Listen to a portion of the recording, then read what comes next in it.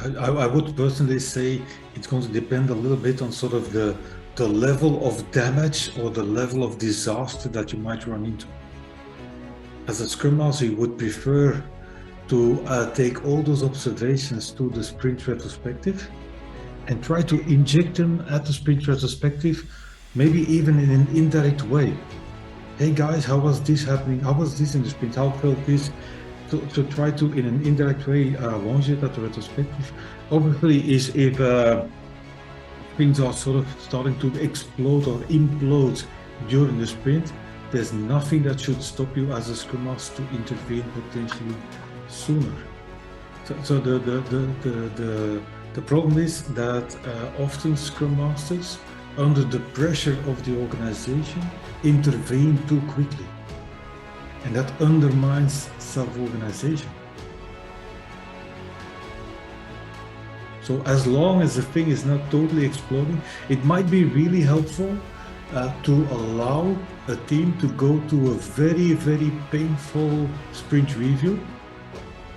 Because after the sprint retrospective, you will have something to talk about. So why did it happen? How can we avoid it in the future?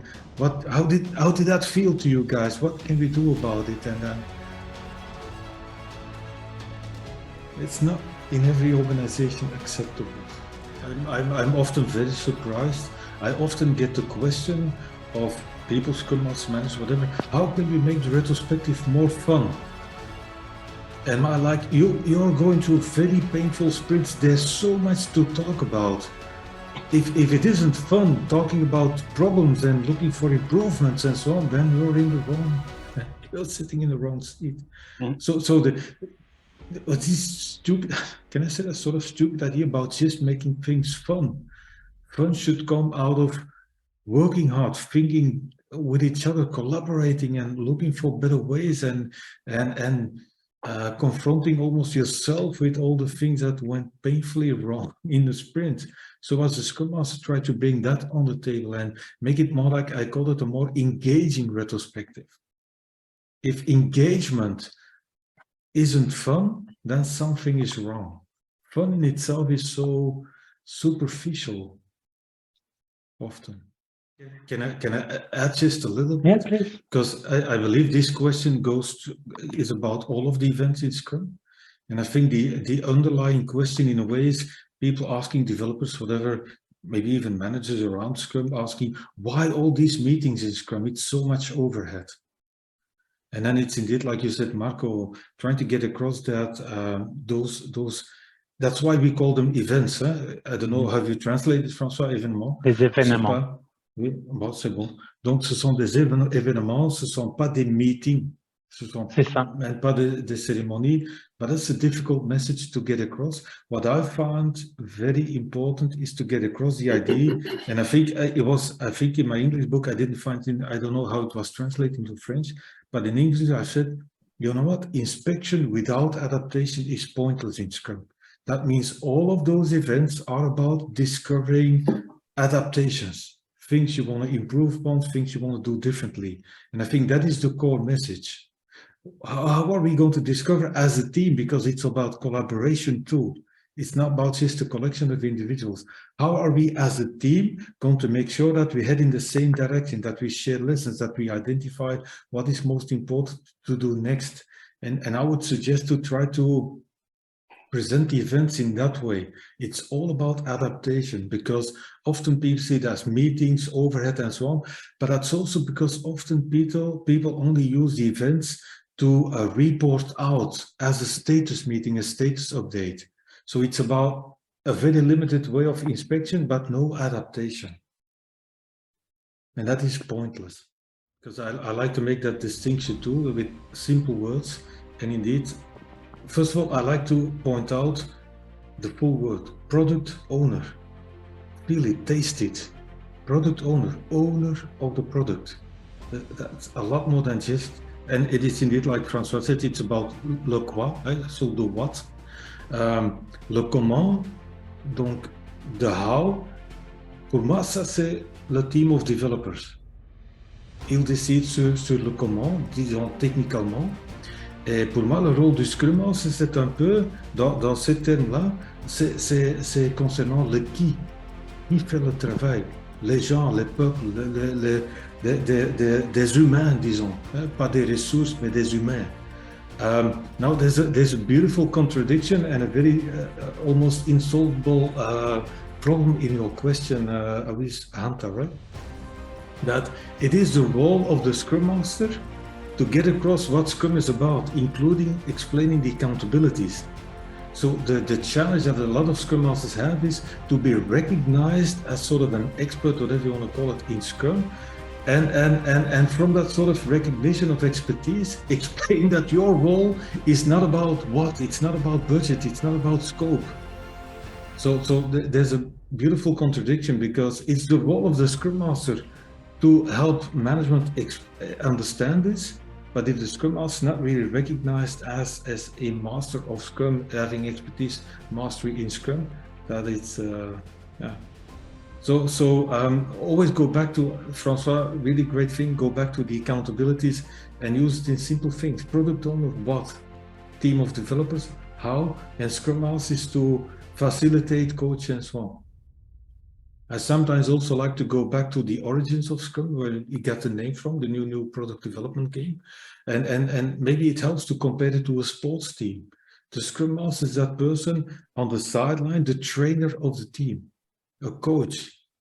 A coach can only intervene during breaks or when there's a little timeout, if, depending on the game, during the games and so on. A coach can't run onto the field and say, now give me the ball, I'll do it better. So I like to compare it often like the Scrum Master, more like the coach of the team. And then maybe the product owner is more like sort of the manager, almost the owner of the team, the one managing the budget and the financial things. Wow. By the way, I do believe that the product owner also has an important role, because as a product owner, you want to claim your role, your accountability. And it often helps to convince management, whatever. And I think, Jean-Christophe, you said it in a very gentle way. They don't always know about Scrum. I would say, c'est rarement qu'ils connaissent le Scrum. So a product owner also makes sure that the right people are invited at the sprint review, so that they feel that they can be part of it in a way, and that they can see what is happening. So, and by sprint review, after sprint review, sort of pull them in a little bit more. Okay, thanks. In the meantime, so I've got my book here. Francois, it's actually your book, right? But still, and I have added in the meantime a couple of post-its. And in the meantime, I can just share a quote. So the last thing that we talked about, inspection without adaptation, I found it, and I love the expression in French, so I'd love to share how Francois and Leo have put it.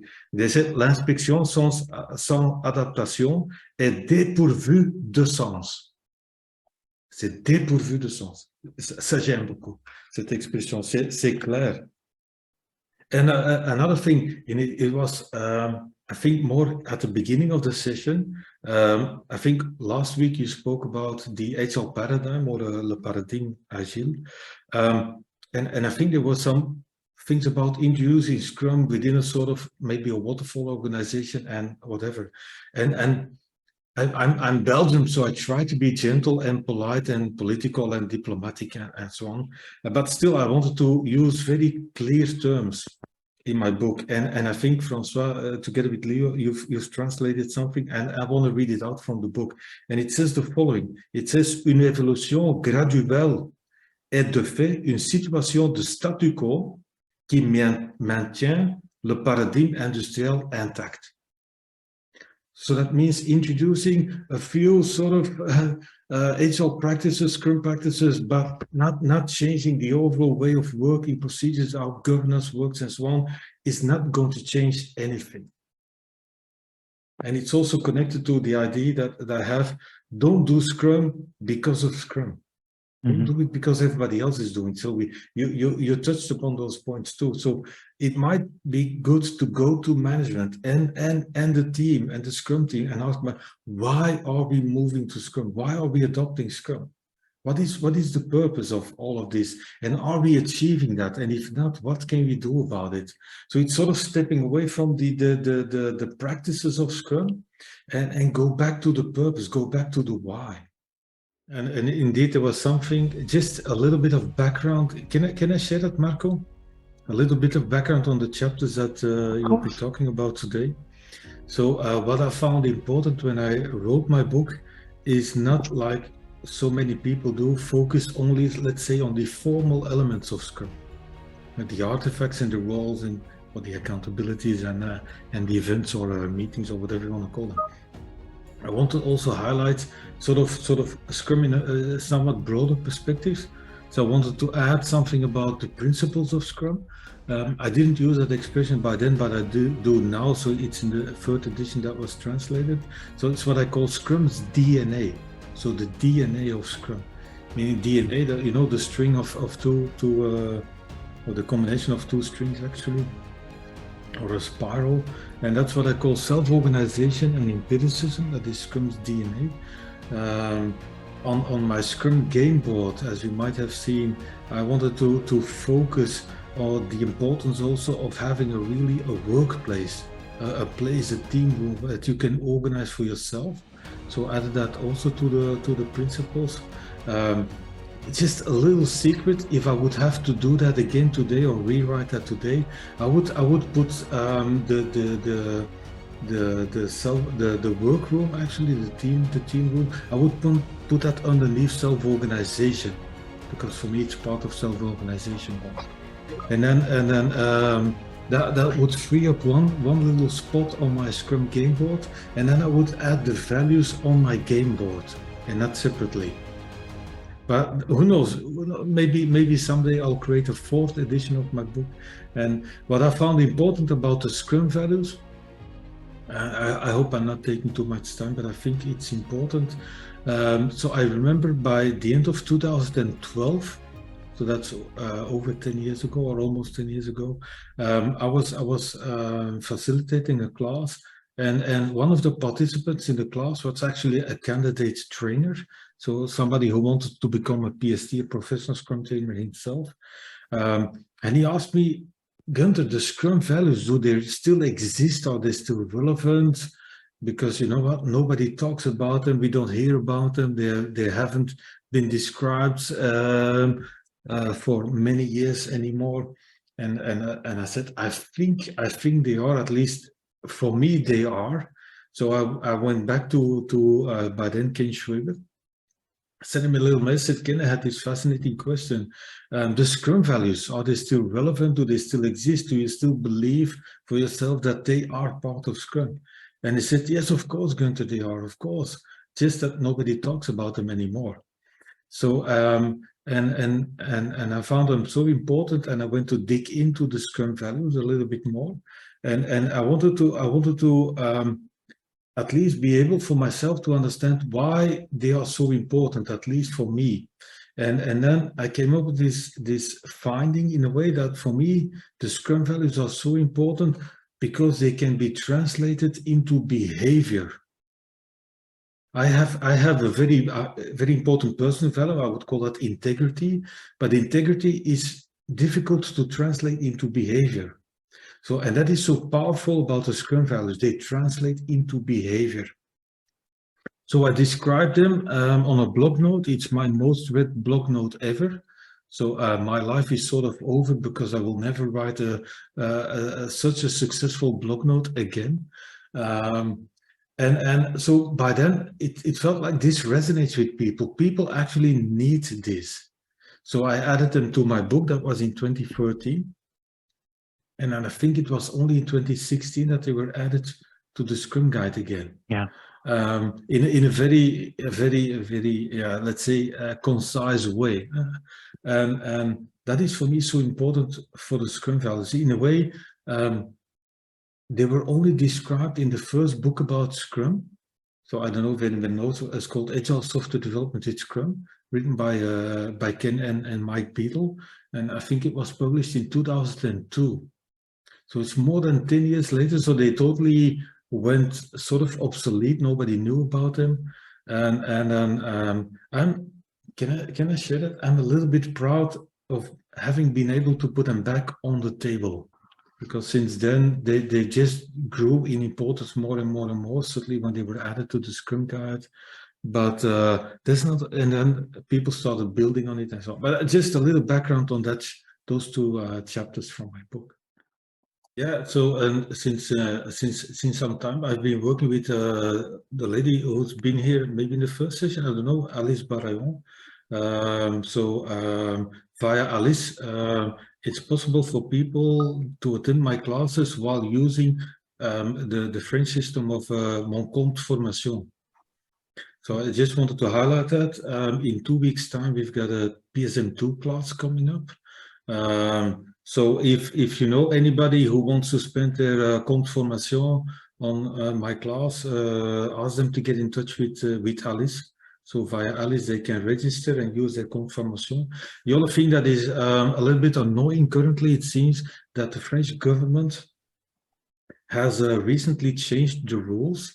In that sense, you have to register at least 10 days before the start of the class. To give people the chance to cancel.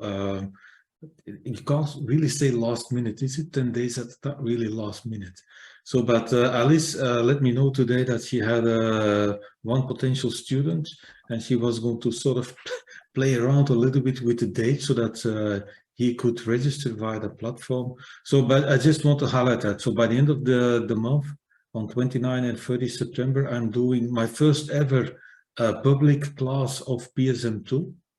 So for the people not, Jean-Christophe, this is all familiar to you probably. So it's a professional Scrum Master level 2 class, which entitles people for the PSM2 assessment too, and if they pass the assessment, they can call themselves certified. So if you know anybody in your organization, if you would know interested people, here's my public PSM class, PSM2 class by the end of this month. And they can also register via my website. If they don't want to use compte formation, they can register directly via my website. And as it is my first public PSM2 class, I've been giving it privately already this year. I've also added a little discount on my website. Yeah, no, just to add to that, indeed, so the classes that I offer publicly is indeed just the PSM class, so Professional Scrum Master class, PSPO class, Professional Scrum Product Owner class, now also the PSM2 class. And like Marco, you said, I've been indeed over the past year been developing, based upon my book, by the way. So you all know my book, right? So my book often, when you say it in short, it's often called a Scrum Pocket Guide. So I've been developing shorter half-day workshops indeed, based upon my book. So I've called them Scrum Pocket classes. So this is my Scrum Pocket Guide. I've been developing Scrum Pocket classes. And indeed, I wanted to start with the Scrum Values last year. So I've got a Scrum Pocket class about the Scrum Values. I also have one, like you said, Marco, about, I've called it Scrum in the Large. Mm-hmm. Scrum in the Large. In a way to avoid the term scale, because that's been turned into a sort of corrupted term anyhow. So Scrum in the Large, helping people to think about how to apply Scrum with multiple teams at least, let's say. Yeah. I've got no other classes scheduled right now, so you won't find them on my website currently, but I'll be thinking about organizing them somewhere in the fall of this year. Yeah. Les choses dont tu parles, d'après moi, ce sont plus des frameworks. Ce sont des méthodologies, ce sont des choses qu'on veut abandonner. Il utilise le terme framework, mais c'est tout. Donc, je suis tout à fait avec toi, mais ça c'est devious. Ça c'est, yeah, disons la corruption du terme framework, pour commencer. Mais just two people. No, there is. I wanted to add a little bit on that. So thank you very much, Jean-Christophe, for having put sort of commitment in English, or engagement first. Because when I wanted to describe them a long time ago, you know, in a book, in a paper, a blog note, you have to make a selection. What am I describing first? So there's naturally a sequence going through that. And like you've noticed, Marco, I've used courage as sort of the last value because it allowed me also to close the circle and sort of go back like you just described. And I think François is not here, but indeed they translated this. Ils ont le courage de soutenir et de faire vivre les valeurs de Scrum. And that was a way, I don't know if anybody of you is familiar with programming. In programming, you have like these recurring things that you can call on your own procedure and that was sort of the idea. Yeah. So I wanted to include that a little bit, but like GC, you said, for me, it all starts with commitment too. Because without commitment, all of this is pointless. If you're not driven, if you don't have the engagement, if you don't believe in this, if you're not willing to go for it, in a way, you could just do nothing, just leave it there. Don't do anything. If you don't really believe in it. So engagement, commitment is indeed most important, but it's also the most misunderstood value in Scrum. Like GC, you said, people think that commitment means, but there's also this dual meaning of the word in English. Marco, you will probably know it. Commitment can also be used as a sort of promise of a result. And that's how it's not used in Scrum, but that's how a lot of people like to see it. Although, like I said in my book, I've used the example of a sports team. A trainer can say, wow, I can't blame my team. They worked hard, they tried hard, they did whatever they could, and still we lost the game. That is not a sign of bad commitment. You can be totally committed and for whatever reason, it's not working out. But commitment is how it starts, indeed, because commitment almost automatically flows into focus. Because if you're committed, if you're really driven to do something, you will put aside all of the other things. You will create focus for yourself. So that's why I started with commitment, because without commitment, and that requires courage, obviously, but all of the values requires courage anyhow, but it starts with commitment. Without commitment, you can do whatever process, whatever method, if people don't believe in it, if people are not willing to go for it, it will not work out anyhow. So that's why I described commitment first. And then I think a few years later, I look back and for whatever reason, and it was really by accident, it seemed that in the first book of Scrum, Ken and Mike Beadle had described them in the same sequence that I've described them in. So there must be, that's my belief, there must be something in that sort of sequence and starting with commitment. But in a lot of organizations, it seems to be a dirty word. Because first of all, it's wrongly used, but also it seems that in this, I don't know, when you have to select by the start of this session, when we select, do we have the heart of the thumbs up, Agile or Scrum? I always choose Scrum. Because in this world called Agile, it seems that commitment is a dirty word. No, we can't ask people to commit and they have to figure this out for themselves. And what it's also fluffy sort of flower power thing, you know? And like, no, there's nothing wrong with commitment. I love to work with people that are committed. And can I share something? Because these sessions, I know, thank you, Marco, for having them. It just fires off a lot of things in my brain, some things that I hear you guys talking about. Some of the reasons why I see sort of management, whatever, not getting it, whatever, is sort of two, maybe three reasons. The two more obvious reasons often is job security. Mm-hmm. People are scared to lose their job. And that's a very human thing that you want to keep your job, right? The other thing is not so nice, it's politics. Internal company organizational politics. There's a lot of people that want to protect their position, their status, whatever, by hiding stuff and making sure that they're the only one knowing about this and they want to be that sort of single point of whatever. So that's another thing. And then the third aspect has to do with sort of the, can I say that, sort of the anti-empiricism, meaning I want to know exactly what will be ready by when. It's my job as a manager, I need to know. So that's not just predictability, but exact predictions. And those are things that we have an answer for those things with Scrum. Yeah, the crystal ball thing, yeah, and that makes it so difficult to see that in Scrum you've got control out of working in short cycles that we call sprints, and that you evolve iteratively, incrementally. And you always keep control by making sure that you do all of the work your definition of done in a way protects you from from hidden and open work. But that's difficult to get across. That's also I wanted to share. And another thing that I wanted to share, because when Jean-Christophe was talking about this large framework, so that's no longer a framework.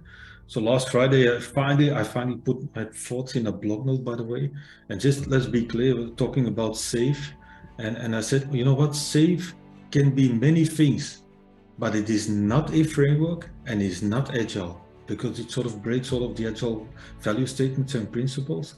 But it's also not a framework, because the essence of a framework, that is, you create a frame within which people devise their own solutions, their own way of working, their daily processes, and so on. So, and Scrum, or sort of SAFe, takes that away. So Scrum, SAFe makes it a methodology again.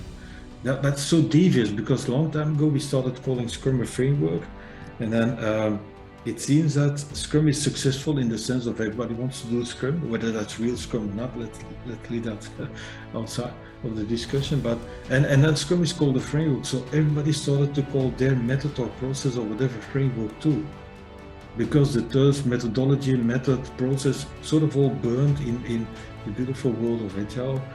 But that sort of ruined the whole idea behind calling it a framework. And that brings me to another things about language and words. Sometimes it's important, sometimes it's not, but sometimes it is.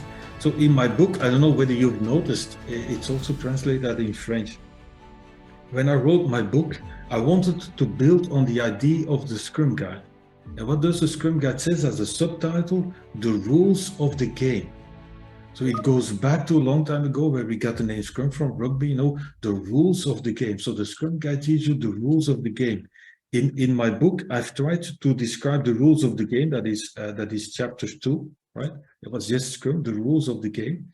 And then in chapter 3, it's in French, it's called Des tactiques porteuses de sens. So I called it tactics in English, tactics for a purpose.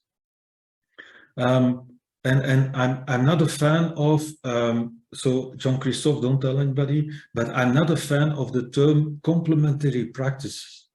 I'll tell you why, because it looks like you've got Scrum and you add practices to it, which in my mind doesn't happen like that. With Scrum, we create a framework, and within that framework, we make tactical choices. We choose our tactics. Tactics might be practices like you've referred to, user stories, poker planning, and planning poker, and so on. Those are tactical choices. But for me, Scrum is a framework. And in English, I don't know, maybe Marco, you should translate. But for me, Scrum is a framework that wraps practices and tactics. Oui. So it wraps them. So they happen within Scrum. So for me, looking outside in, it is still Scrum. You don't add anything to it. You don't pile things upon Scrum, but you do them within Scrum. So Scrum wraps practices or tactics. So, and that's what I wanted to do with my book. I want to build on the rules of the game and then tactics to play the game. Because it's like in football or in soccer, you know, you've got different teams, they all play by the same rules. Some teams are more successful than other ones. It might be to do with their commitment. It also might be to do with their tactical choices. And then maybe Aurélien, building a little bit on what you said, for me, and I think Romain, you talked about it too. So for me, I like to call Scrum a minimal framework, a minimal yet sufficient framework. It is minimal, but it's got all of the things you need to do. And I think Romain, you talked about it. Omitting any of the elements of Scrum is bound to create problems again. So the idea is not to omit an element and then replace it with something big or complex like in SAFe. So there's always this duality, and it's always because Aurélien, I'm with you on making it it's a journey. It's also why I called it compagnon de voyage intelligent. It's a journey indeed. But be careful in allowing too many things to be skipped from Scrum. unless you have the courage, and we go back to the values, to point out we're running into problems. Hey, can't that be because we don't have this, or we don't have a real product owner?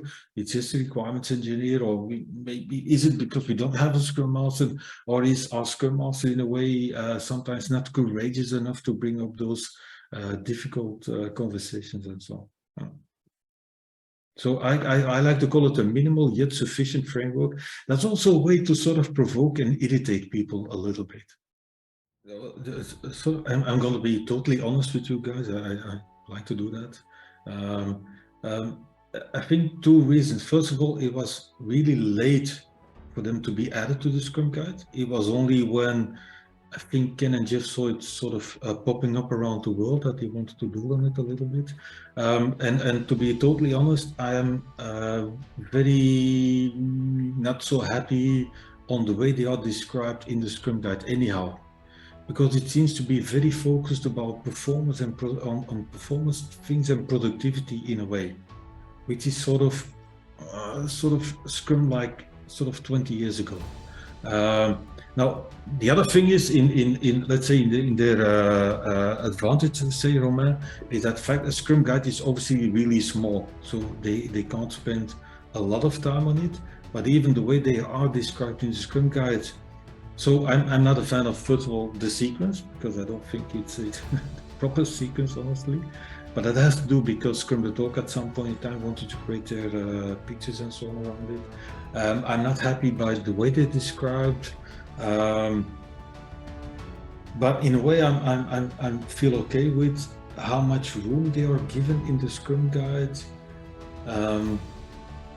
It could be more, but I also have this conviction. Let me start by something else. Often people ask me. There was a question on the board also. Comment bien incarner les valeurs de Scrum, qu'apporter aux différents événements and so on. So let me go back to the roots. So they were the first time described in the first book by Ken and Mike, 2002, Agile Software Development with Scrum. And it was sort of as a sort of annex. So Ken and Mike had first described a Scrum. And then a sort of separate little chapter described the Scrum values. And they didn't really describe the values, but what they described is, wow, people that are really doing Scrum, if we have to translate that, we see those values emerging more and more and more. It's like, okay, when people are doing Scrum, they are practicing Scrum, and they're really doing it in a way, let's say, properly and really driven, we see that there is commitment. We see that they focus more. We see that there's a lot of openness within teams, a lot of respect, and that people show courage to do that. So in that sense, I've described the Scrum values in two ways, or maybe try to use them in two ways. First of all, it's not the values first and then Scrum. It's also not Scrum first and then the values. They both go hand in hand. So practices and values, they go hand in hand. It's not like linear or sequential thinking. But another way of using, so use them at the retrospectives. To look back with the team at what happened in the sprint, and relate that back to the values to sort of transcend the idea of the formalities only. But for me, the Scrum values also offer a function, and I call that a sort of a barometer, if you want, so a thermometer of the healthy level of your Scrum. If in a way, by doing Scrum, you should see those values take precedence over time. So they should become more and more and more important in a way that people don't think about the rules anymore, but maybe are more focused on just how do we treat each other? How do we work? How do we collaborate with each other? Rather than thinking, yeah, but you're the product owner, you should not do this, you're the Scrum, and then that sort of formality. So two ways to use the Scrum values. Bring them up regularly during your sprint to help them figure out what practice to do more and more and more. But in a way, as a Scrum Master, also look at, are the values taking precedence or not? Because if people are still stuck in discussing the rules all the time, then something is not working out well. But that's sort of a lot of words to. I hope it addresses your question a little bit, Romain.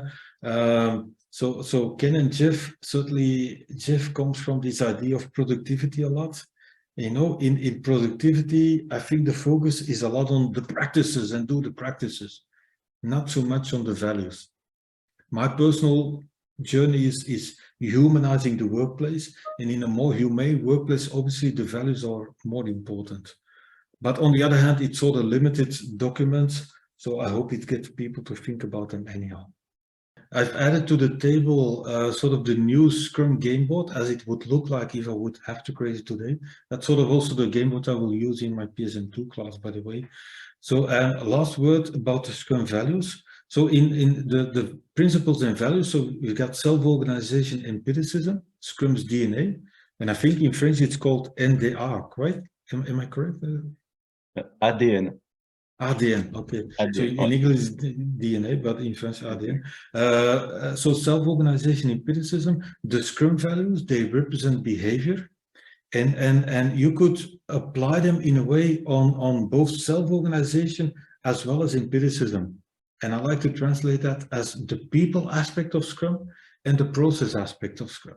So commitment, openness, focus, respect, courage, they all can be applied on both of those aspects. So they have a people part in them as well as a process part in them. And Romain, one of the things I regret a little bit that it looks like in Ken and Jeff's mind, it's mostly about the process aspect of Scrum. But for me, it's also important, the people, the self-organization aspect of Scrum. Because the Scrum values translate into behavior, but imagine, let me give you a not so strange example. People might say, a manager might say to you guys, yeah, but you are not a committed team if you can't promise me what will be ready by then. And then it requires a lot of courage to explain that commitment is about sort of investment, effort, engagement, and not about that sort of thing. So you have to be able to explain the Scrum values from the aspect of empiricism and self-organization. Avoir à moindre 6 personnes avec des gens heureux. Sort of people feeling engaged to go back to the workplace and maybe try out some new insights.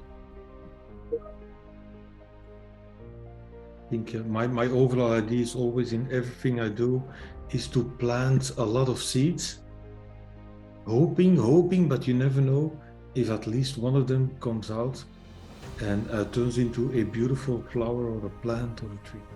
The powerful questions and open questions are important, but in a way they are just one tool that you would apply as a Scrum Master. It goes back a lot to the sort of a long time ago I called it the stances of a Scrum Master, but then some people took off with that idea. I said, for me, essentially a Scrum Master should be able to dynamically take up a certain stance towards either the team, either the product owner, either the organization, managers, whatever. And one of the stances is being a coach, but it's not the only one. And I think that was sort of, what you were getting at, Marco. Don't limit yourself as a Scrum Master to only asking open or powerful questions. More can and should be expected of you. That means sometimes you give a really tangible advice.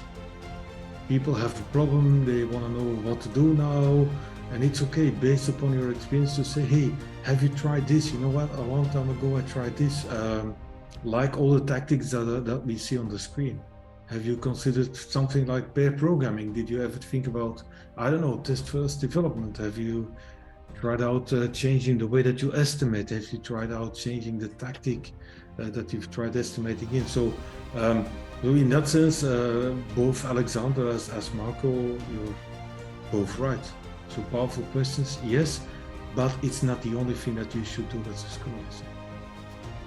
Another way that I found interesting to make people think and reflect is to not say anything, but sometimes look really surprised.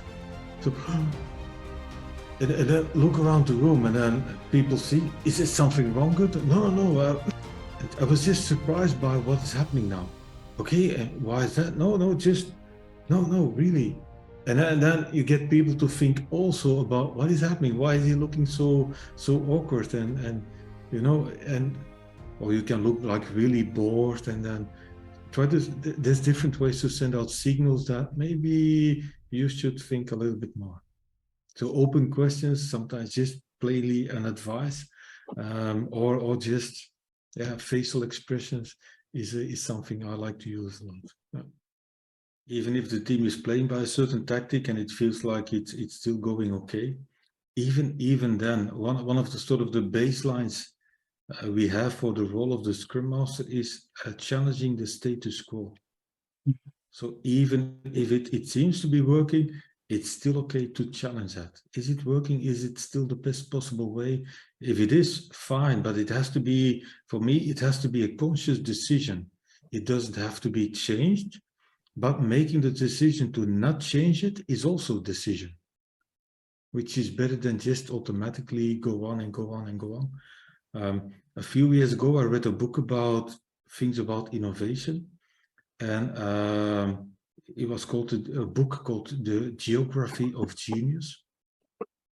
And the author had traveled to several places around the world where at some point of human history, there was a lot of innovation happening. And one of the places was Edinburgh in Scotland, somewhere around, I don't know, 15th, 16th century. And I've remembered that. Why? Because they had this thing that they called the doctrine of improvability. There must be a better way. There is always a better way. That reminded me of the role of the Scrum Master, challenging the status quo. If you think everything is going fine, act upon the doctrine of improvability. There must be a better way. It's something I've done a couple of times at events, and then when people look at me, is something wrong, Gunther? It's, no. I was just wondering. I thought we were at sprint planning. Yes, but we are. So, oh, really? Then remind me, what is sprint planning about again? And then you've got them thinking and talking for themselves without giving anything away. And then it's also a way to get the conversation flowing when that sometimes doesn't work. Just in short, open, powerful questions, really important. It's one tool that you could use, sort of applying this coaching stance as a Scrum Master, but don't forget to be, let's say, more dynamic or more inspiring than just asking questions. And I just wanted to highlight on my post-it potential in bold, because that's the essence between the difference between tactics and rules. Rules are mandatory, tactics are optional. So they are not mandatory. That means they're also open for inspection and adaptation. If you're applying a tactic, a way to play the game, and it's not working out, think about it, feel it in yourself, feel it with your teams, it's not working out. Should we abandon the tactic? Should we tweak it, fine-tune it, do something else? So I wanted to focus on the idea that there are potential or optional ways to play the game. There are many of them. So it's not because once upon a time you've decided to go for a certain way of playing that you have to keep doing that for the rest of your life. Yeah, I want to add one little aspect about open questions. Also, there's this beautiful practice which is called active listening. Mm-hmm. I don't know if you heard about it. So if people answer your question, also actively listen.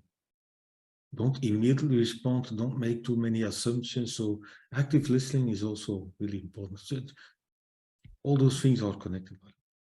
My perspective on that problem is the following. I think it's for a Scrum Master, a very natural position to have one foot in the team and one foot outside of the team. There was a long time ago, I remember around 2006, 2007, that I really had emotional problems with that, because I really wanted to be part of the team that I was working with by then. And I noticed I wasn't invited for everything and all the offsite activities and whatever, and they sometimes went out for whatever pizza without me, and I felt like really disturbed. It felt painful to me. And then after I brought it out, I took it to the team. So taking it to the team is also a very important principle. So I took my worries, my concerns, my sorrow that I was feeling, even I just at some time it just came out in some retrospective with the team. And then after really great conversation, I realized, oh, it has nothing to do with me as a person. And it's even fine, because it seems I've been doing a sort of good job as a Scrum Master, because they have really gelled as a team. They have really improved the cohesion in the team, which means they're not always inviting me. And they explain, no, there's nothing, you do a great job, we love you, you're a really great Scrum Master. We just do those things. And then I realized, so having one foot in the team and one foot outside the team is a natural position, and even a good one for a Scrum Master. But you have to be able to come to terms with that and deal with it and accept it. Do you recognize that, Aurelia? Because you say in order to be able to challenge, you have to sometimes maybe move to another team. And another way to look at it for me is, having one foot in a team, and also consciously almost try to keep one foot outside of the team too. Why not? Yeah. Now the idea of the one foot outside of the team is obviously also because you also have to work with the organization, with managers, stakeholders, whatever. I don't know, the IT managers, release departments, whatever you can imagine. So that's also the aspect of one foot outside of the team. You just naturally can't be with the team full time, all the time, every single minute of every single day, because that means neglecting an aspect of your role as a Scrum Master in educating, re-educating, reforming the organization.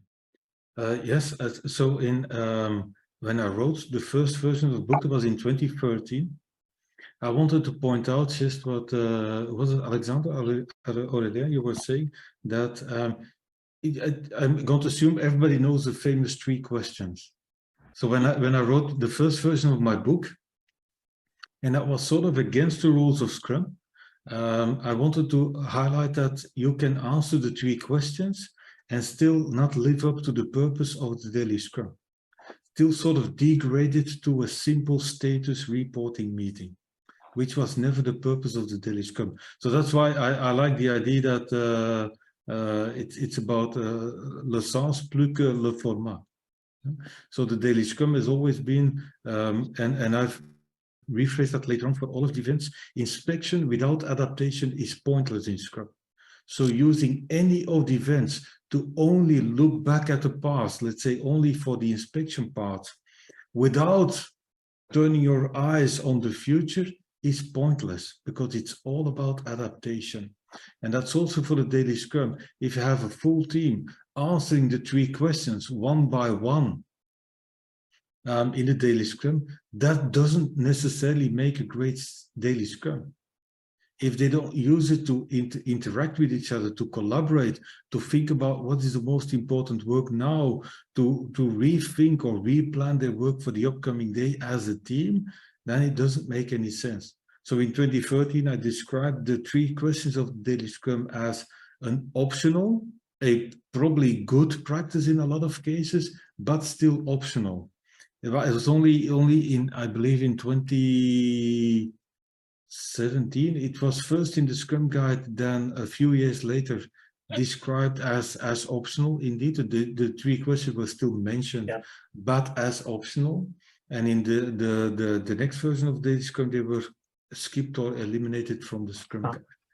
So that was, I did that in 2013, and then in 2016, 2017, that became sort of the official rule. And I believe that is good, because for every event in Scrum, I believe that we should say what the purpose of the event is, what the input into the event is, and what should be the outcome of the event. But I don't believe that we should prescribe or instruct how to go from that input to that outcome. In a way, anything that is on the screen is in a way connected. So let me take a little step back. What in the end I try to describe in my book is to start with the bigger context. the Agile movement. Scrum is older than the Agile movement, but it's still the Agile movement, and then Agile transformations and so on, and moving from the old Taylorism to the new paradigm. I described then Scrum, the rules, and then examples of tactics to illustrate the difference. And then by the end, I wanted to look forward to the future of Scrum. In a couple of ways. My biggest observation, and you've added that on the screen, and at least in what you said, is that Scrum is often, initially at least, adopted as the new IT process. In organizations, adoption is often driven by IT people. It's software development, and they look at it as the new IT process.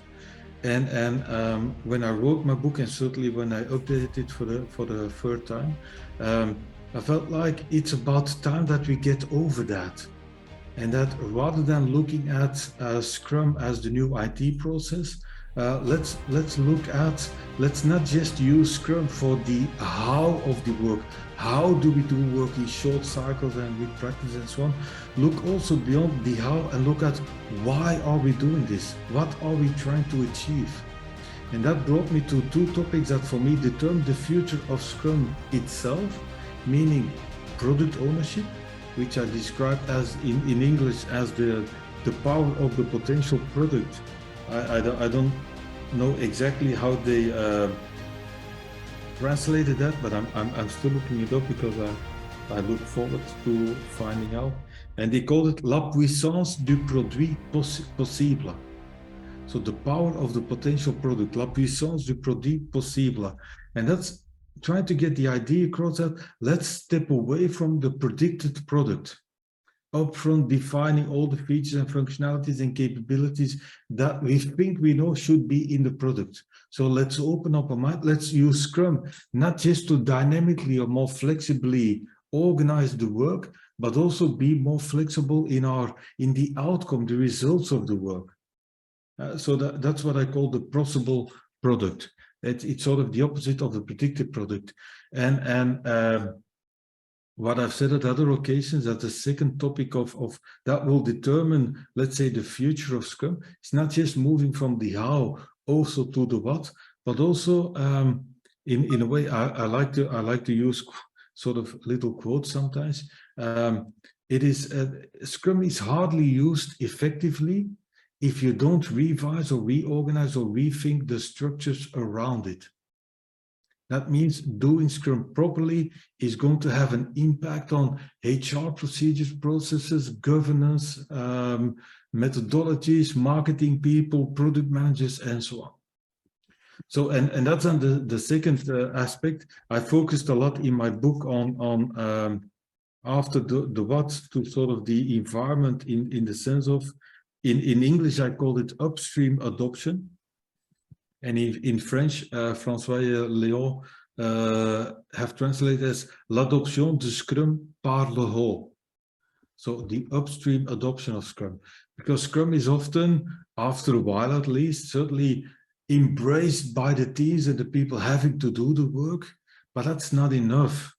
It's going to have an impact on the broader organization. That means we have to engage with managers and leadership and product managers and so on also to really get the benefits of Scrum. And that will determine, I believe, the future of Scrum in general as a Scrum movement, but also locally within organizations. The future of Scrum will be determined by also thinking about the product and the what of our development, not just the how of development, and also looking at the environment around it. And then that was sort of the first step of looking into the future of Scrum. And the next step was what both Hunter as well as Marco said, that Scrum va devenir la norme, pas juste une norme, mais la norme. I'm a Scrum believer. And Scrum ne sera plus appelé Scrum. Aujourd'hui, on l'appelle toujours Scrum. But my belief that if we do all of those things and as Scrum people around the world, keep promoting Scrum the way we've been doing now for 4 weeks, that Scrum will become the normal way of working, that I think that is a sort of a liberation from all the discussions and the debates over the terms and the terminologies and the nitty-gritty things of the accountabilities and so on.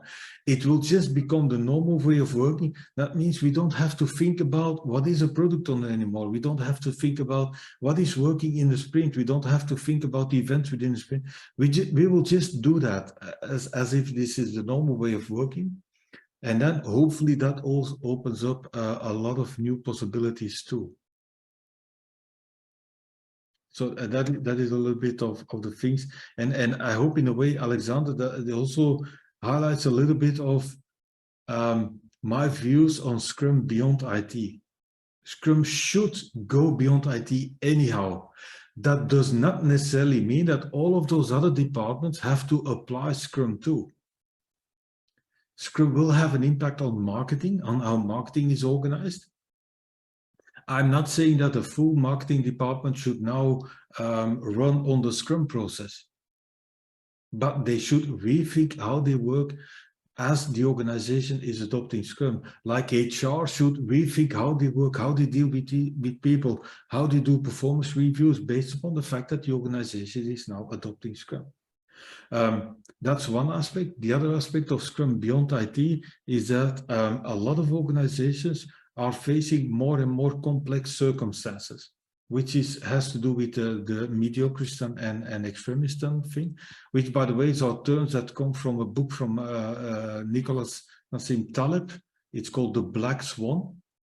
So in that book, Taleb described that the world is moving from what he called mediocristan towards what he called extremistan. And the world of extremistan is a world that is defined by extremities. In that sense, everything can go fine or whatever, but success, profit sometimes, failure might be defined by unforeseen sudden events that ruin everything. And a lot of organizations believe that they still live in mediocristan, where success, money, benefits, and so on come from literally mediocre things on average and whatever, and things that are in that sense scalable, in the sense that, yeah, if you put more hours into something, the results will also be better. But that's not what extremistan is about. It's not about putting more work or more effort or whatever into some things. It's about being prepared for the unforeseen, the unexpected, and then trying to deal with that. So in that sense, Scrum beyond IT, yes, because the world, the complexity of the world is continuously increasing. In the sense, it's a 24/7 world, it's a globalized world, it's a real-time world. You have to respond immediately. People start expecting that. It's full of unforeseen events. We have access to the full globe, to the full planet and information and whatever. And we have to sort built-in filters on how to deal with that. And for me, agility is about building in filters to deal with the 24/7 real-time world. And that means Scrum is going to be applicable in a lot more domains than just IT or software development, because everybody is facing increasing complexity. And Scrum in the end is just about empiricism. It's about organizing working short cycles to be better fitted or better placed to deal with complexity. And that is not just valuable in IT. Yeah? And then that realization of this is not mediocristan, this is extremistan, that often requires a sense of urgency, people that are aware of it.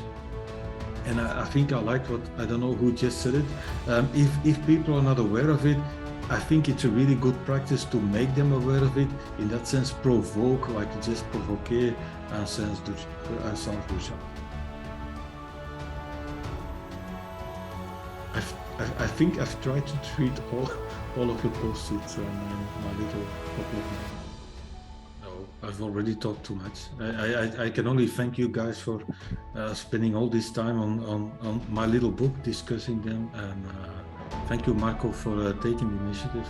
I loved it.